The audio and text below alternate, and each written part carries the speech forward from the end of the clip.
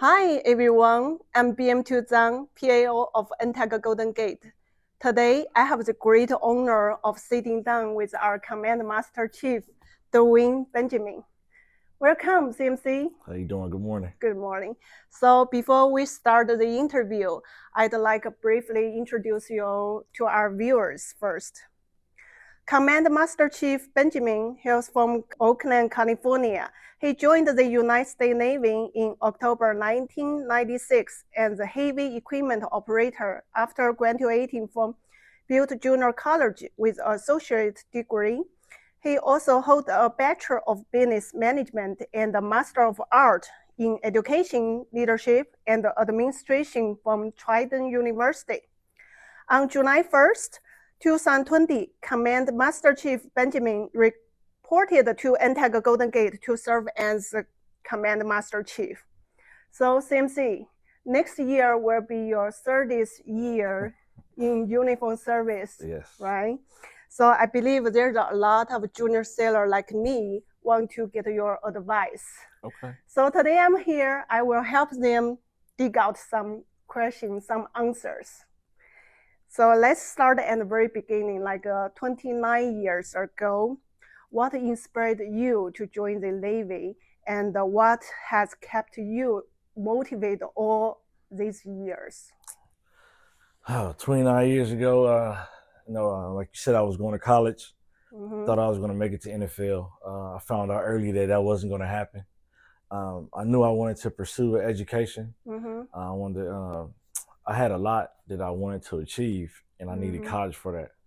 Okay. So worked odd end jobs for a while, for a couple months, and then one of my friends who had kind of like disappeared for about 2 years, Okay. he showed up, and like, where were you? I asked him, like, where have you been at? And he told me he was in the Okay. Navy.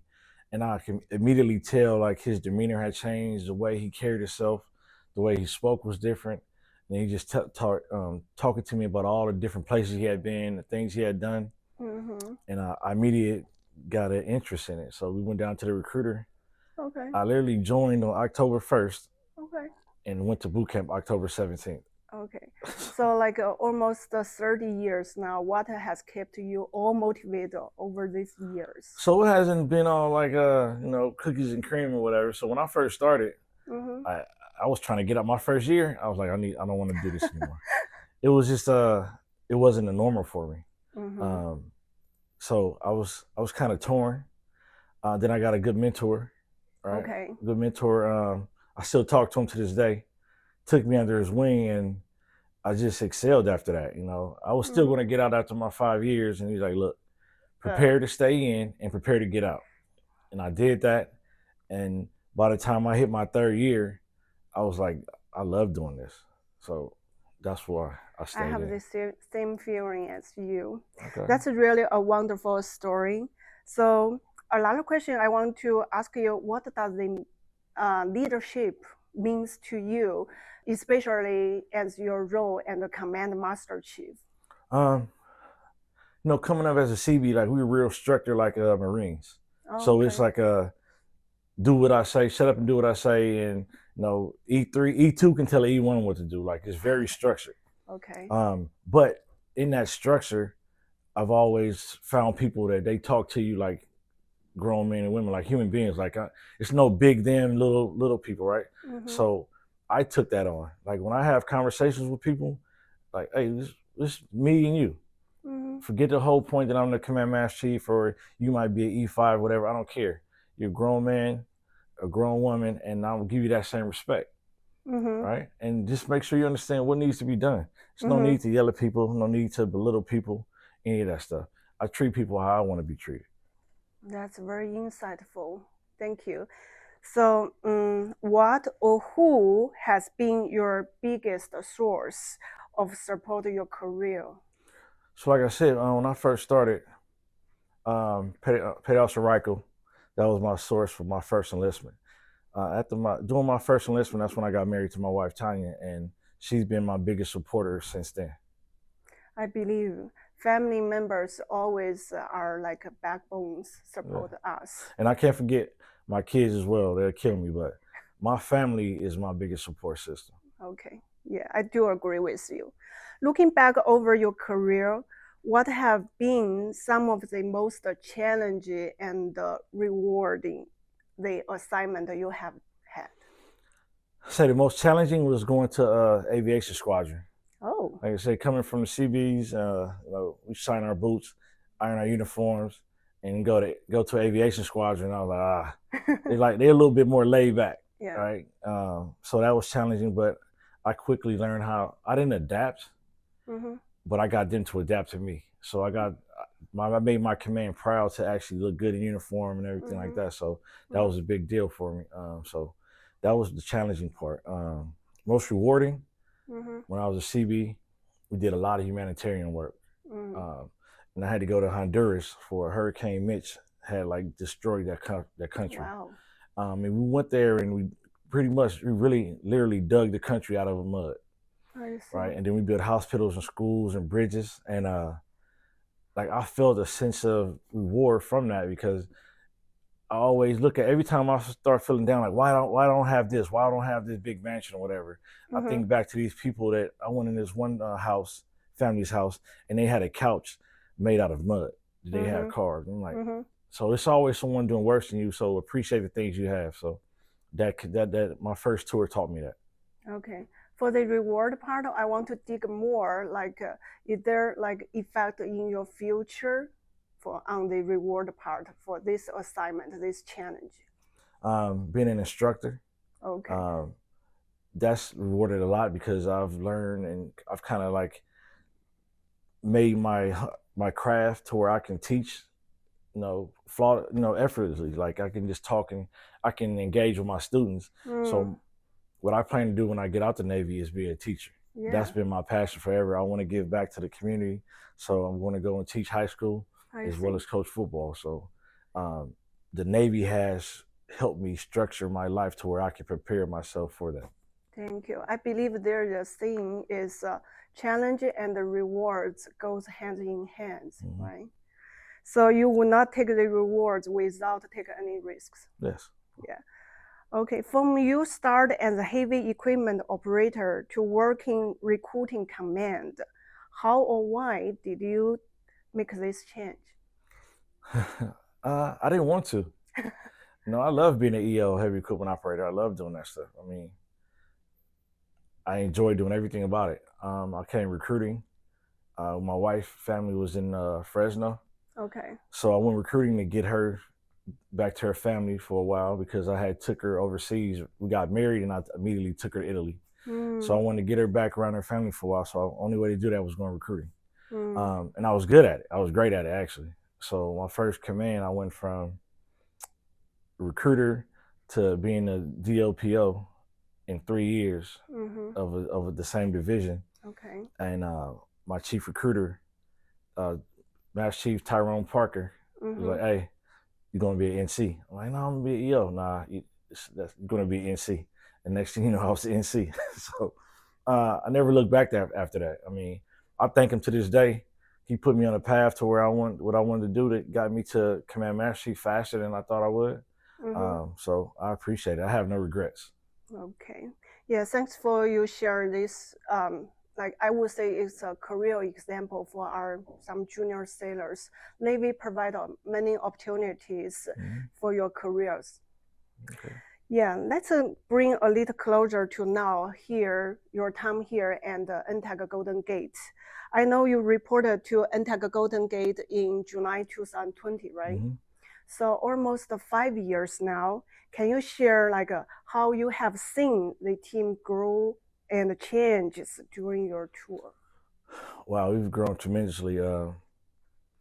Miss Leia was here when I first got here. I got here right when COVID was like ending, kind of.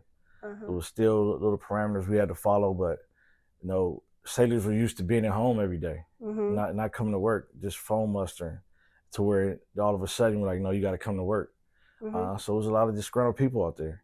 So dealing with that, dealing with a lot of mental health issues, just a lot of stuff was going on in the command.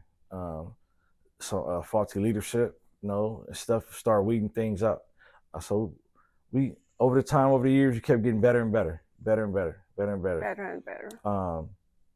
Master Chief McKenna was the CR when I first started. Me and him worked together. Master Chief Williams.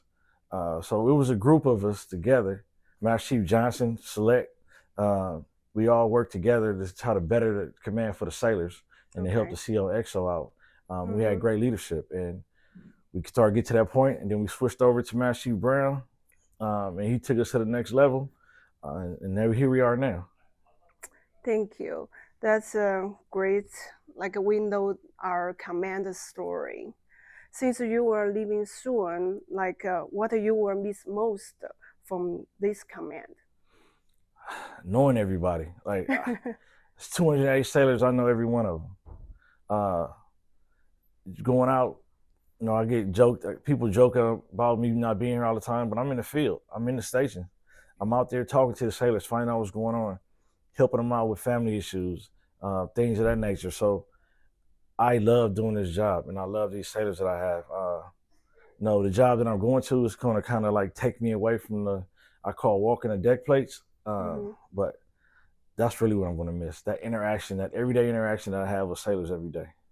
Thank you. I believe you will be missed for sure from our command. Yes. Thanks. And as you prepared your role as Region West CMC, how do you feel about your upcoming role? I love it. It's going to be, I have a longer reach now. You know, everyone isn't going to be like myself and CR Brown, but I can still give them advice on how we made it work. Yeah. How we got our command to the point that we're at now. You know, how we got the team to buy in. So I would like to help people. That's what I want to lend my assistance for that. If I can get 13 districts in or in tags in Region West, if I can get 7 or 8 of them to operate like Golden Gate, that's a win. So I mean, I don't have that magic wand, but I do have a lot of experience that I'm planning on helping with the other commands. We believe you are the best CMC. I appreciate it. Yeah. As you move on Region West, what were you carrying with you from NTAG Golden Gate? Autonomy to do my job. Right. I've been blessed. Every CO XO I've had here allowed me to do my job without like being overbearing. Right? And that's what I want to take. And then working with the CR, like that's my counterpart. That's my thing. That's my road dog. We do everything together as far as we go make sure the command is working together. Not saying we hang out every day, we on the phone every day, but when it comes to this command, we're on the same page, and that's what I plan on taking to Region West. Thank you, CMC. I want to say, like, no matter Navy, where the Navy takes you go, Golden Dragons will always your back. Oh yeah, definitely. Yeah, I'd love for you to take a moment to reflect your journey, and from when you first put on the uniform to now, if you could go back and give you younger self one piece of advice, what would it be? I would have started investing the first day I joined the Navy. That's true. That's it. Everything else, yeah, I wouldn't change a thing because the outcome might not have been the same. I'm happy where I'm at right now. Okay. So you started your career in 90s and now is 2025. It's been about 30 years now. What advice would you give today's junior sailor? Have goals. Have goals. First thing is pay yourself. Pay yourself before you do anything else. And then have goals. Set goals for yourself. Set short-term, long-term goals. A lot of sailors, they come in and they're like, all right, when I get out, I'm going to do this. No, do it while you're in. You know, go to school while you're in. It's going to be hard. I woke up several nights with computer keyboard prints on my face because I fell asleep at my computer doing my homework for school. But I had a goal to accomplish. I wanted to be that. I wanted to accomplish that goal for myself as well as be an example for my children. So I put the work in. So just put the work in. Thank you. That's also inspired me. After almost 30 years service in uniform, what service to country means to you now? Okay. When I first started off, I wasn't a patriot. I'm not gonna lie. I joined the Navy for college money. Okay. Yeah, that's right. Most of junior sailor join. I joined for college money. join for adventure, go see some stuff to better myself. You know, my uncle, when I joined, he had already had like 20 years in the Army. Wow. So I did have an example of what military can do for you. Okay. And then as time went on and different jobs I've done, Yeah. different people I've helped, like going to help with the hurricanes, tsunamis and stuff in the cities. I've been a recruiter, how I saw how it changed people's lives joining. Yeah. Like I've changed over years. So right now, yes, I am a patriot, right? But everybody fights. Patriotism means different things for everybody. My patriotism to this country is that I fight for, I serve in the military for the possibilities of what the United States can be. I see exactly, I have a vision on what it can be with all of us getting along, doing the stuff together. Yeah, there's gonna be little squabbles and stuff like that. But for the most part, us being a country united, that's why I stay in the military, for the possibilities of what that we could be. Thank you, CMC. That words is really motivated me. And as we are closing this interview, are there any final thoughts you want to share? No, Golden Dragons. I want to miss y'all. The work you've done elevated me to the next position. Like I didn't do it. You guys did it for me. I appreciate it. That's why I bust my butt every day to make sure I take care of you, because I know you're gonna take care of me. So my phone number hasn't changed in 20 years. It's not gonna change. If you ever need anything, reach out. I'm here for you. I'm never busy. All right. If I am, we can find a time so we can get together. So I appreciate everything you've done, and y'all continue and kicking butt. That's it. Thank you. Thank you for sharing your story with us. I believe this is not only just to share your legacy in the Navy, but also pass on the valuable insight to our younger generation. All right, thank you. Yeah, we appreciate all you did for our command, and we hope you continue success and reaching west. I appreciate that. Yeah. Same to you. Okay, thank you again, and thanks everyone watch this interview. All right, peace.